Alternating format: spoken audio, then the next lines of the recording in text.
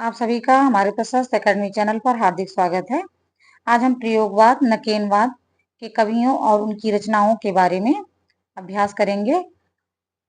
ये प्रश्न बहुत ही महत्वपूर्ण हैं और विभिन्न परीक्षाओं में बार-बार पूछे गए हैं। जैसे इसमें पहला प्रश्न है कि तार सप्तक का प्रकाशन काल क्या है? अब ये एक साधारण प्रश्न है, लेकिन देखिए कितनी बार एग्जाम में पूछा गया है। जैसे UP PGT 2002, 2021, UK PSC lecturer 2020, DSSB TGT 15/9/2018, Jharkhand TGT 2017, MP assistant professor Hindi 2017, UP TGT 2005, 2016, UP PCS degree college exam 2013, Chhattisgarh assistant professor 2008। ये साधारण सा प्रश्न है, लेकिन बहुत बार एग्जाम में पूछा गया है। यहाँ तो खाली इतना ही दिया गया, उसके बाद भी न जाने कितनी बार एग्जाम में ये पूछा गया होगा। इसमें देखिए पूछ रहा है कि तार सप्तक का प्रकाशन काल क्या है। तार सप्तक का प्रकाशन काल अज्ञेय द्वारा 1943 में प्रारंभ किया गया। दूसरा सप्तक 1951 में आता है और तीसरा सप्तक 1959 में और चौथा सप्तक 1979 में। अब पहले सप्तक में कौन कौन से कवि थे? गजानन माधव मुक्तिबोध, नेमी चंद्र जैन, भारत भूषण अग्रवाल, प्रभाकर माचवे, गिरजा कुमार माथुर, रामविलास शर्मा और अज्ञेय। अज्ञेय ने तार सप्तक की भूमिका में प्रयोगवादी कवियों को राहों का अन्वेषी कहा है। ये इम्पोर्टेंट है। जैसे प्रश्न आता है कि प्रयोगवादी कवियों के लिए राहों का अन्वेषी अज्ञेय ने किसकी भूमिका में कहा था? तो तार सप्तक की भूमिका में कहा था। दूसरे सप्तक की भूमिका में उन्होंने लिखा कि प्रयोग अपने आप में इष्ट नहीं है, वह साधन है और दोहरा साधन है। दूसरा सप्तक जो है 1951 में आता है और इसमें भवानी प्रसाद मिश्र, शकुंत माथुर, हर नारायण व्यास, शमशेर बहादुर सिंह, नरेश मेहता, रघुवीर सहाय, धर्मवीर भारती। तीसरे सप्तक में कुंवर नारायण, कीर्ति चौधरी, सर्वेश्वर दयाल सक्सेना, मदन वात्स्यायन, प्रयाग नारायण त्रिपाठी, केदारनाथ सिंह, विजय नारायण शाही। चौथे सप्तक में अवधेश कुमार, राजकुमार कुंभर, स्वदेश भारती, नंद किशोराचार्य, सुमन राजे, श्रीराम वर्मा, राजेंद्र किशोर। इसमें देखिए सुमन राजे, कीर्ति चौधरी और शकुंत माथुर, ये तीनों जो है महिला कवित्री हैं और तार सप्तक में कोई महिला कवित्री नहीं है। निम्न में कौन सी रचना सर्वेश्वर दयाल सक्सेना की नहीं है? तो पागल कुत्तों का मसीहा, काठ की घंटियां, खोटियों पर टंगे लोग, एक शहर की मौत। एक शहर की मौत जो है वो अमृता प्रीतम की रचना है, जबकि ये खूटियों पर टंगे लोग, पागल कुत्तों का मसीहा, काठ की घंटियां ये सर्वेश्वर दयाल सक्सेना की रचना है। फिर है कि प्रयोगवाद अपने आप में इष्ट नहीं है, वह साधन है। प्रयोग द्वारा कवि अपने सत्य को अधिक अच्छी तरह जान सकता है और अधिक अच्छी तरह व्यक्त कर सकता है, परंतु कर सकता है। वस्तु और शिल्प दोनों क्षेत्र में प्रयोग फलप्रद होता है। यह कथन किसका है? तो यह अज्ञेय का कथन है और कब आया हुआ है? 2021 में। अज्ञेय अज्ञेय जो है तार सप्तक के चारों सप्तक के वो संपादक थे। अब सागर मुद्रा पूछ रहा है, सागर मुद्रा किसकी रचना है? तो सागर मुद्रा जो है हीरानंद, सच्चिदानंद हीरानंद वहसैन अज्ञेय की रचना है। इनकी रचनाओं में देखिए भग्नदूत 1933, चिंता 1942, सित्तल्यम, हरी घास क्षणभर, हरी घास पर क्षणभर, बावरा अहेरी, इंद्रधनुष रौदे हुए ये, अरि ओ करुणा प्रभामय, आंगन के पार द्वार, पूर्वा, सुनहले सैवाल, कितनी नाव में कितनी बार, क्योंकि मैं उसे जानता हूँ, सागर मुद्रा, पहले मैं सन्नाटा बुनता हूँ, नदी की बांक पर छाया। और शमशेर बहादुर सिंह की रचनाओं में चुका भी नहीं हूं मैं, बात बोलेगी, काल तुझसे होड़ है मेरी, सुकून की तलाश। कुंवर नारायण की रचनाओं में चक्रव्यूह, परवेशम, तुम आमने अपने अपने सामने कोई दूसरा नहीं और इन दिनों, आत्मजयी और बासरवा के बहाने कुंवर नारायण की प्रबंधात्मक रचना है। हरिनारायण व्यास की प्रमुख रचनाओं में मृग और तृष्णा, त्रिकोण पर सूर्योदय, बरगद के चिकने पत्ते, आउटर पर रुकी ट्रेन। फिर मैं रथ का टूटा पहिया हूँ लेकिन मुझे फेंको मत। यह किसकी पंक्ति है? तो यह धर्मवीर भारती की पंक्ति है और अंधा युग से ली गई है। अंधा युग एक गीत नाट्य है और 1955 में यह प्रकाशित हुई थी और इसमें 5 अंक हैं। इनकी अन्य रचनाओं में ठंडा लोहा 1952 में, कनुप्रिया 1959 में और 7 गीत वर्ष 1952 में और देशांतर भी इनकी एक रचना है। इनमें से किस कवि की कृत रचना का आधार इनमें से किस कृति की रचना का आधार कठोपनिषद है? तो आत्मजयी। यह कुंवर नारायण की रचना है और यह कठोपनिषद पर आधारित है और इसका जो नायक है वो नचिकेता है। इसमें इनमें से किस कृति की रचना का आधार कठोपनिषद है? देखिए ये प्रश्न दोहरा दिया गया है, तो ये आत्मजयी की। फिर है कलगी बाजरे की सृष्टि के ऐश्वर्य और औदार्य के विस्तार पर प्रतीक बाजरे की कलगी के अलावा और किसे माना गया है? तो बिछली घास। जब हम कविता पढ़ते हैं तो उसमें बिछली घास का नाम आता है। बिछली घास भी कलगे की बाजरे की तरह सृष्टि के ऐश्वर्य और औदार्य के विस्तार का प्रतीक माना गया है। तो ये बिछली घास। अब देखिए इसमें दिया गया है अज्ञेय की प्रमुख रचनाओं में भग्नदूत, चिंता, इत्तेल्यम, हरी घास पर क्षण भर, आंगन के पार द्वार, असाध्य वीणा, सांप, नदी के द्वीप, यह द्वीप अकेला। फिर है प्रपद्यवाद किसका पर्याय है? तो प्रपद्यवाद नकेनवाद का पर्याय है। नकेनवाद में 3 कवि कौन कौन थे? नलिन बिलोचन शर्मा, नरेश केसरी कुमार और नरेश। तो नलिन से ना लिया गया, केसरी से का लिया गया के और नरेश से न लिया गया, तो इस तरह इनका बन गया नकेनवाद। कविता के प्रवर्तक कौन है? तो श्याम प्रसाद परमार, ये कविता के प्रवर्तक माने गए। फिर निम्नलिखित में से कौन प्रपद्यवादी कवि नहीं है? तो गिरिजा कुमार माथुर ये प्रपद्यवादी कवि नहीं है, जबकि नलिन बिलोचन शर्मा, नरेश मेहता और केसरी कुमार ये तीनों नकेनवादी या प्रपद्यवादी के कवि हैं।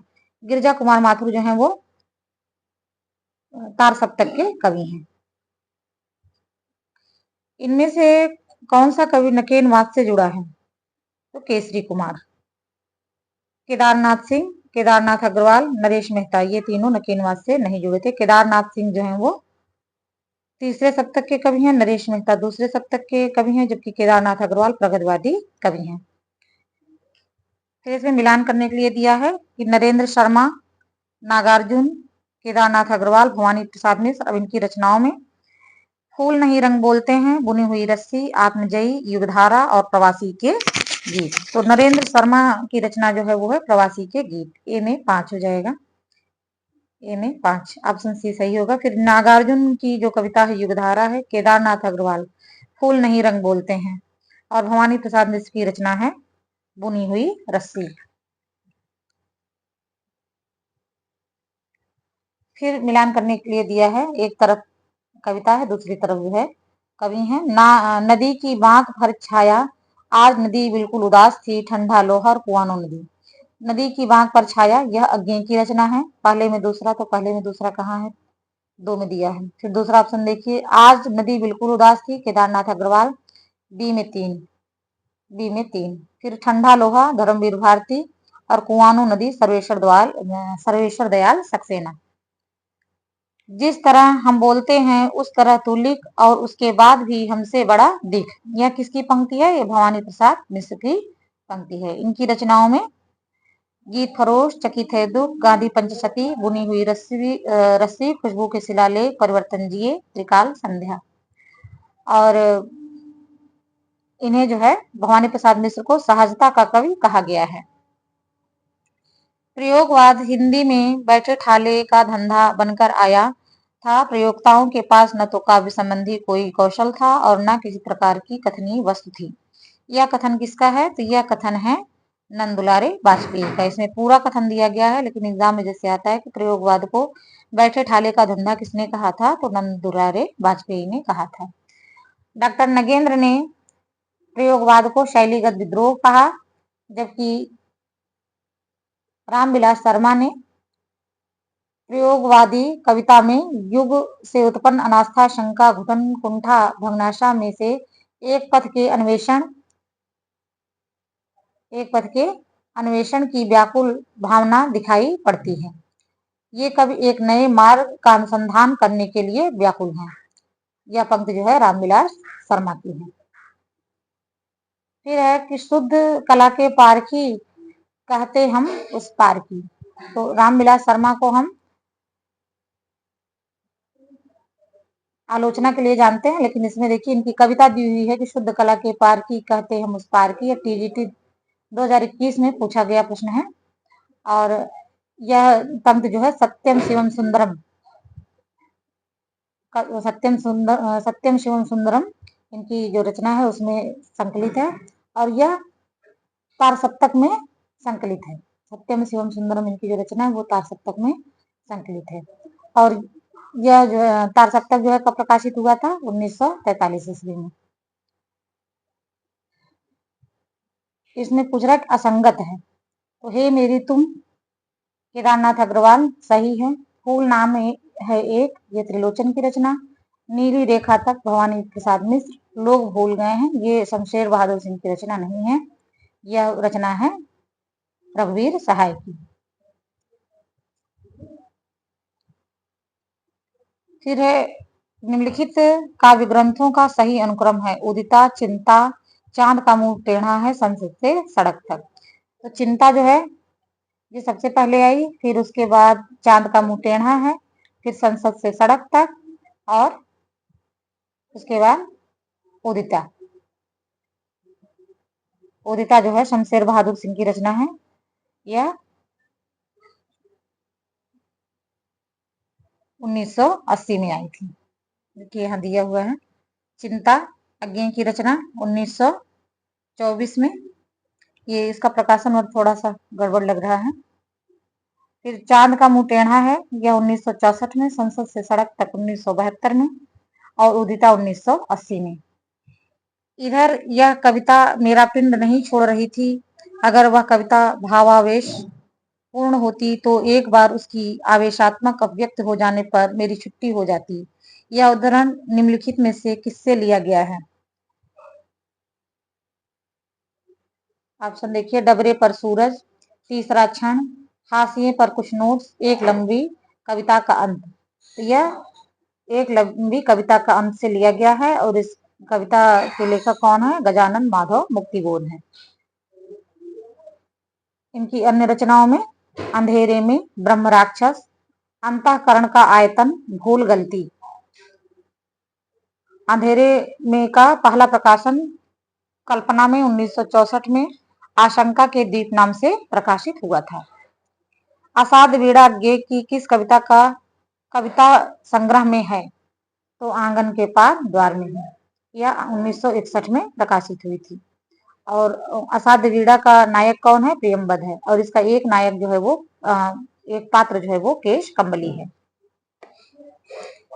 गीत फरोश कविता में भवानी प्रसाद मिश्र कहना चाहते हैं कि व्यावसायिकता के कारण आज का कवि अपने गीत बेचने के लिए मजबूर है। आज का कवि ग्राहक की मर्जी के अनुसार गीत लिखने के लिए अभिशप्त है। कवि केवल खुशी के गीत लिखता है, कवि शौक से गीत लिखता है और बेचता है। इसमें पहला ऑप्शन जो है कि व्यावसायिकता के कारण आज का कवि अपने गीत बेचने के लिए मजबूर है, ये ऑप्शन सही है। आज का कवि ग्राहक की मर्जी के अनुसार गीत लिखने के लिए अभिशप्त है, ये भी सही है। जी हाँ, हुजूर मैं गीत बेचता हूँ, उनकी एक जो है कविता है। तो उसमें इन्होंने अपनी भावना को व्यक्त किया है कि किस तरह कवि मजबूर होकर लोगों के लिए कविता लिखने लगता है, न कि अपनी प्रतिभा के अनुसार। इनकी रचनाओं में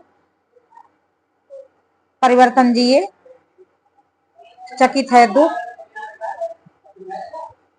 इदम नमम, अंधेरी कविताएं, त्रिकाल संध्या, गांधी पंचशती, बुनी हुई रस्सी।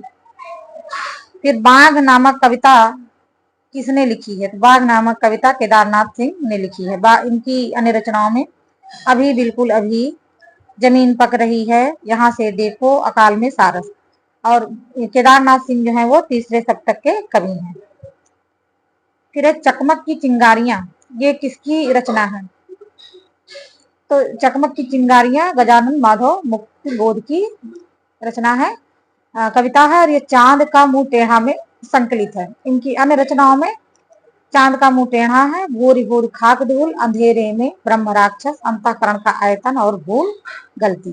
रामस्वरूप चतुर्वेदी ने लिखा कि मुक्तिबोध का काव्य संकलन चांद का मुंह टेढ़ा एक बड़े कलाकार की स्केचबुक लगता है। ये इंपॉर्टेंट कथन है। फिर पश्चिम का अंधानुकरण करने की कोई जरूरत नहीं है, पर पश्चिम के विरोध के नाम पर मध्यकाल में तिरस्कृत मूल्यों को भी अपनाने की जरूरत नहीं है। यह कथन किसका है? यह धर्मवीर भारती का है। और यह जो है ये अंधा युग जो इनका गीत नाट्य है उसकी भूमिका में इन्होंने लिखा था। सर्जना के क्षण, ये किसकी रचना है? सर्जना के क्षण अज्ञेय की रचना है। और अज्ञेय को प्रयोगवाद का सलाहका पुरुष भी कहा जाता है। संगीनों का साया, यह किसकी रचना है? ये है संगीनों का साया, प्रभाकर माचवे। प्रभाकर माचवे जो है वो तार सप्तक के कवि हैं। निम्न में से कौन सा शंभुनाथ सिंह द्वारा रचित कृति नहीं है? रूप प्रश्न, देशांतर, तुम जानो या मैं जानू, समय की शिला पर। तो रूप प्रश्न, तुम जानो या मैं जानू, समय की शिला पर, ये शंभुनाथ सिंह की रचना है, जबकि देशांतर जो है वो धर्मवीर भारती की रचना है। गीत फरोश किसकी रचना है? तो गीत फरोश भवानी प्रसाद मिश्र की रचना है। भवानी प्रसाद मिश्र को सहजता का कवि कहा जाता है। फिर है कि निम्न में से कौन सा कविता संग्रह अज्ञेय जी का नहीं है? महावृक्ष के नीचे, भग्नदूत, सागर मुद्रा और कालजयी। तो कालजयी रचना जो है वो अज्ञेय का नहीं है, बल्कि भवानी प्रसाद मिश्र की रचना है। पूर्वा कविता किसकी है? पूर्वा जो है अज्ञेय की कविता है। व्यक्तिगत के रचनाकार कौन है? व्यक्तिगत के रचनाकार भवानी प्रसाद मिश्र हैं। इनका यह काव्य संग्रह है और इसका प्रकाशन वर्ष 1973 ईस्वी में हुआ था। कहानीकार उदय प्रकाश ने भवानी प्रसाद मिश्र को कविता का गाधी कहा था।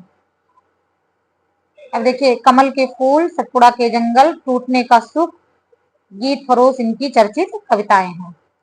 महावृक्ष के नीचे किसकी काव्य रचना है? तो अज्ञेय की रचना है महावृक्ष के नीचे, और इसका प्रकाशन 1977 ईस्वी में हुआ था। निम्न में से कौन सा तार सप्तक का कवि नहीं है? तो अज्ञेय, शमशेर बहादुर सिंह, हरिनारायण व्यास, भवानी प्रसाद। दूसरे सप्तक का पूछ रहा, दूसरे सप्तक का कवि नहीं है। तो अज्ञेय जो है ये पहले सप्तक के कवि हैं, जबकि शमशेर बहादुर सिंह और भवानी प्रसाद मिश्र ये दूसरे सप्तक के कवि हैं। दूसरा सप्तक का प्रकाशन वर्ष पूछ रहा है। दूसरा सप्तक का प्रकाशन वर्ष 1951, और तीसरा 1959, और चौथा जो है 1979 ईस्वी। जिंदगी निष्क्रिय बन गई पलघर, अब तक क्या किया, जीवन क्या जिया, जीवन क्या जिया। यह किसकी पंक्ति है? मुक्तिबोध की पंक्ति है। और यह किसमें जो है कही गई है पंक्ति? तो अंधेरे में कविता जो है उसमें कही गई है। और नागार्जुन की पंक्तियों में, कई दिनों तक चूल्हा रोया, चक्की रही उदास, रघुवीर सहाय राष्ट्रगीत में भला कौन वह भारत भाग्य विधाता है। धूमिल कविता भाषा में आदमी होने की तमीज है। गुस्से से उबली कठपुतली के मन में निम्नलिखित में कौन सी इच्छा ही जगी। आगे पीछे के धागों को तोड़ दो, अनचाहा नृत्य करने दो, मुझे मेरे पांव पर छोड़ दो, अपने मन के छंद छूने दो। तो यह जो है कठपुतली में ये अनचाहा नृत्य करने दो, यह जो है उसके मन में भाव जगा था। यह कठपुतली जो है रचना भवानी प्रसाद मिश्र की है। आकाश का साफा बांध कर सूरज की चिलम खींचता बैठा कौन। आकाश का साफा बांधकर सूरज की चिलम खींचता कौन। यह पहाड़ के बारे में कहा जा रहा है। फिर अंधेरे में कविता की अंतिम पंक्तियां उस अस्मिता या आइडेंटिटी की खोज की ओर संकेत करती हैं जो आधुनिक मानव की सबसे ज्वलंत समस्या है। निसंदेह इस कविता का मूल तथ्य अस्मिता की खोज है। अंधेरे में कविता के विषय में यह कथन किसका है। यह नामवर सिंह का कथन है और इनकी जो पुस्तक है अस्मिता की खोज, तो ये उसमें से पंक्ति ली गई है।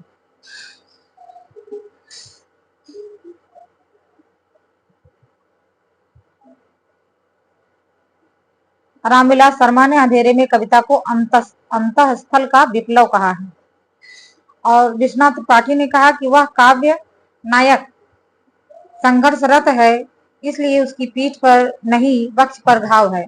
वह सकर्मक है, शक्ति का पुंज है, किंतु फटे हाल है, क्योंकि वह करुणा से युक्त होकर समाज के शोषित जनों का प्रतिनिधि बनता है। वह संस्कृति पुरुष मध्यवर्ग के आदर्शवादी दृढ़ चरित्र और जीवन की सुविधाओं से समझौता न करने वाले व्यक्ति का प्रतीक है।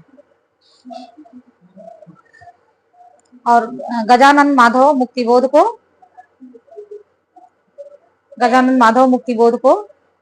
गहन अनुभूति और तीव्र इंद्रिय बोध का कवि भी कहा जाता है। फिर जिंदगी के कमरों में अंधेरे कोई एक लगातार चक्कर आवाज पैरों की देती है, सुनाई बार बार। अंधेरे में कविता की प्रारंभिक पंक्तियों के संदर्भ में श्रुतिपूर्ण कथन है। कविता का आरंभ काव्य शैली की चमत्कार मात्र है। कविता का आरंभ रहस्यमय दृश्य से होता है।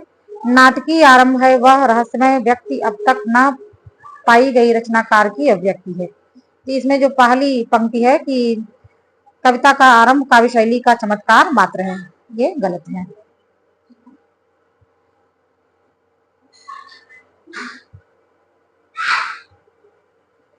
अंधेरे में कविता के बारे में शमशेर बहादुर सिंह ने कहा है कि यह कविता देश के आधुनिक जन इतिहास का स्वतंत्रता पूर्व और पश्चात का एक दहकता इस्पाती दस्तावेज है। तो कथन खाली इतना आता है कि अंधेरे में कविता को दहकता इस्पाती दस्तावेज किसने कहा है, तो शमशेर बहादुर सिंह ने कहा है। फिर है कि अरे इन रंगीन पत्थरों फूलों से मेरा काम न चलेगा, पंक्ति में मुक्तिबोध का संकेत किस ओर नहीं है।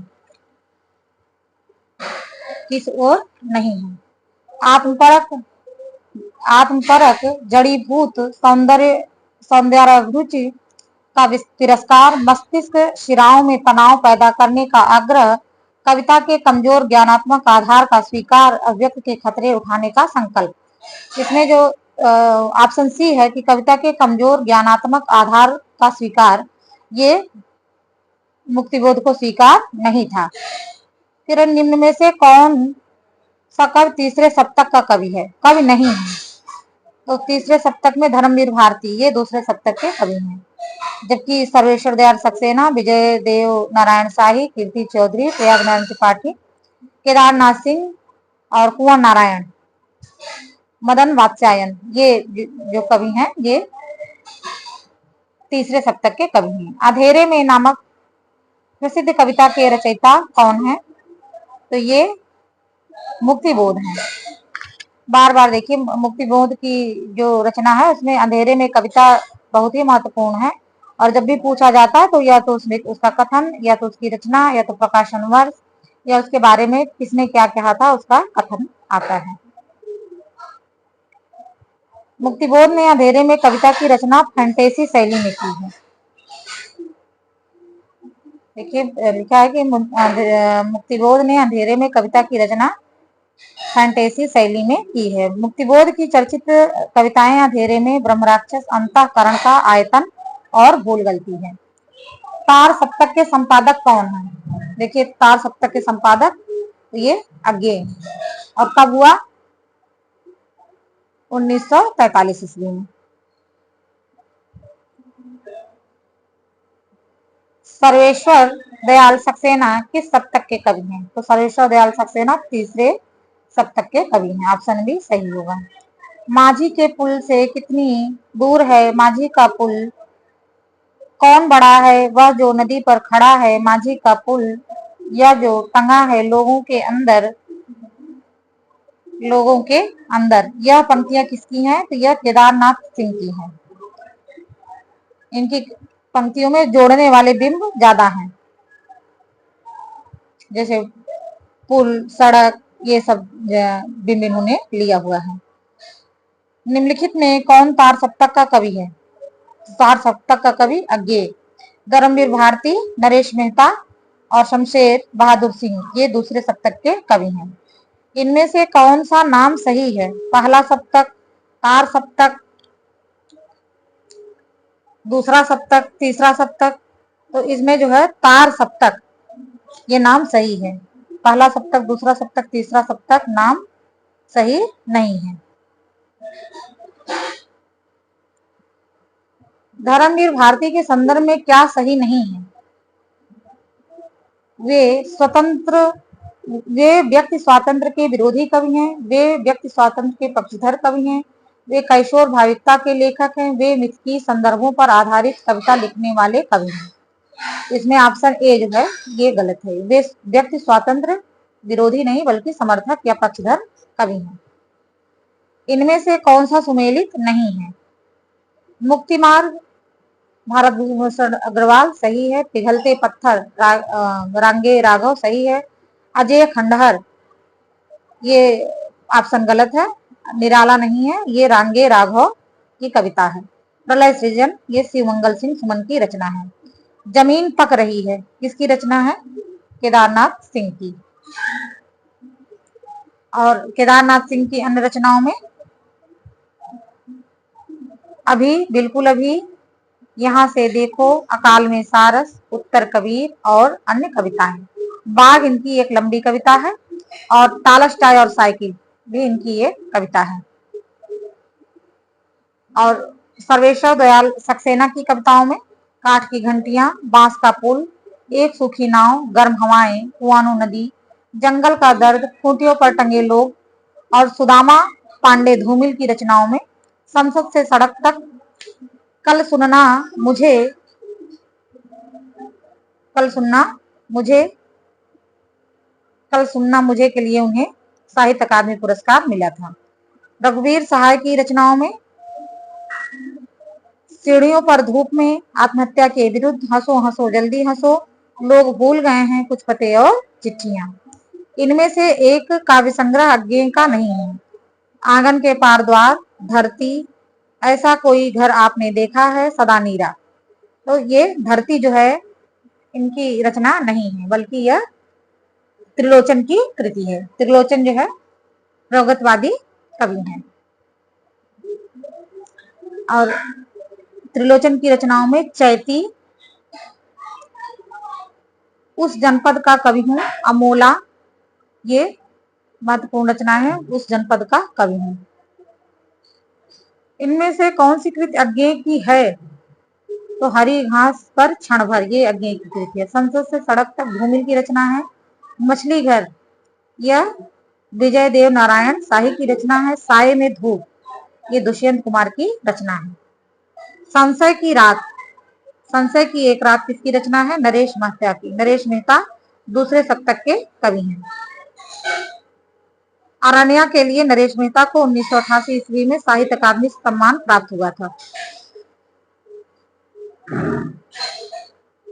और उनके संपूर्ण कृत के लिए 1992 ईस्वी में उन्हें ज्ञानपीठ पुरस्कार मिला था। तीसरा सप्तक का कब प्रकाशित हुआ था? तीसरा सप्तक 1959 में प्रकाशित हुआ था। प्रयोगवाद के प्रवर्तक के अनुसार प्रयोगवादी काव्य का सबसे मुख्य तत्व क्या होना चाहिए? मात्रिक छंदों के बजाय वर्णवृत्तों का प्रयोग, बौद्धिकता की अपेक्षा भावुकता की प्रतिष्ठा, नई नई राहों का अन्वेषण, काव्य की पूर्व परंपरा का संपूर्ण निषेध। तो ये सबसे महत्वपूर्ण तथ्य है, नई नई राहों का अन्वेषण। तार सप्तक की भूमिका में अज्ञे ने कहा भी था कि हम नई राहों के अन्वेषक हैं।